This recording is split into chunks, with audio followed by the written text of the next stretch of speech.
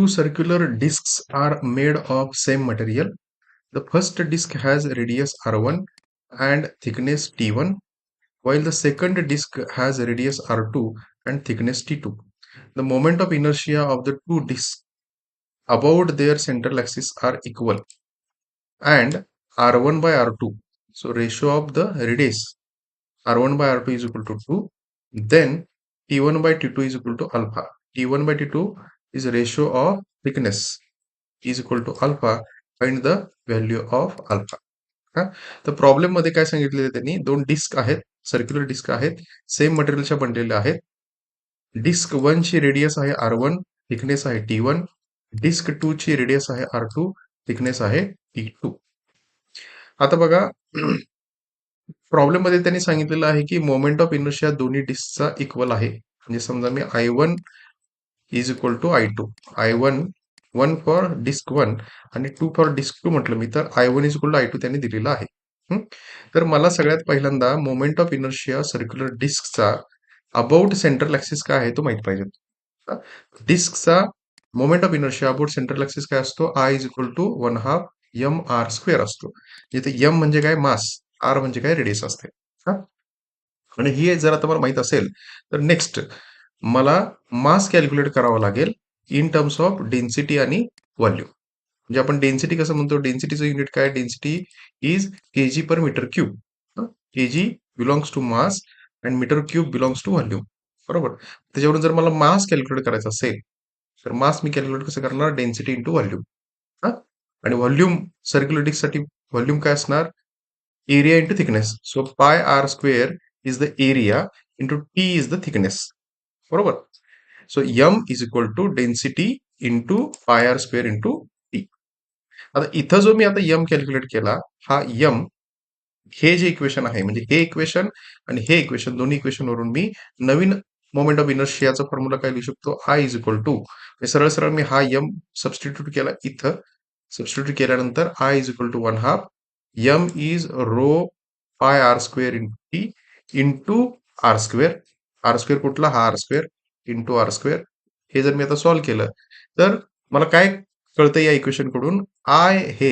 बघा प्रॉब्लेम मध्ये त्यांनी काय सांगितलेलं आहे मटेरियल सेम सांगितलेलं आहे मटेरियल सेम त्यामुळे रो सेम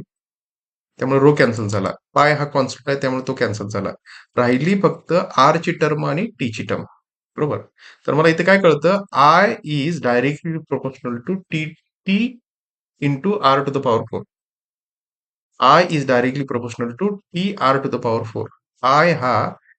टी ला डायरेक्टली प्रोपोर्शनल आहे आणि आय हा म्हणजे आय हा टी ला डायरेक्टली प्रोपोर्शनल आहे तसंच आय हा आर टू द पॉवर 4 ला सुद्धा डायरेक्टली प्रोपोर्शनल आहे बरोबर पण प्रॉब्लेम मध्ये काय सांगितलेलं आहे त्यांनी दोन्ही डिस्कचा मोमेंट ऑफ इनर्शिया सेम आहे म्हणजे I1 is equal to I2 आहे हे त्यांनी प्रॉब्लेम मध्ये सांगितलेलं आहे बरोबर तर equality of moment of inertia जर मी कन्सिडर केली तर हेच ह्या इक्वेशनवर मी काय म्हणू शकतो की जसं इथं आय हा टी ला आणि आय हा आर टू द पॉवर 4 ला डायरेक्टली प्रोपोर्शनल आहे तसं आय जर काय असेल कॉन्स्टंट असेल म्हणजे I1 is equal to I2 असेल तर मी म्हणू शकतो की टी हा आर टू द पॉवर 4 ला इनव्हर्स प्रोपोर्शन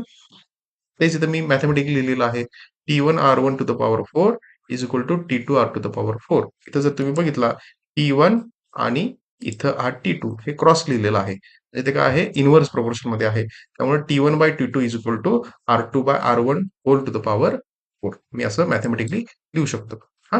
आता मग सिम्पली माझ्याकडे व्हॅल्यूज आहेत R1 बाय R2 ची माझ्याकडे व्हॅल्यू आहे T1 बाय T2 ची व्हॅल्यू त्यांनी दिलेली आहे आणि T1 by T2 is nothing but problem मध्ये त्यांनी दिलेला आहे alpha so R1 bye R2 आपल्याकडे आहे 2 R1 बाय R2 आपल्याकडे आहे 2 आणि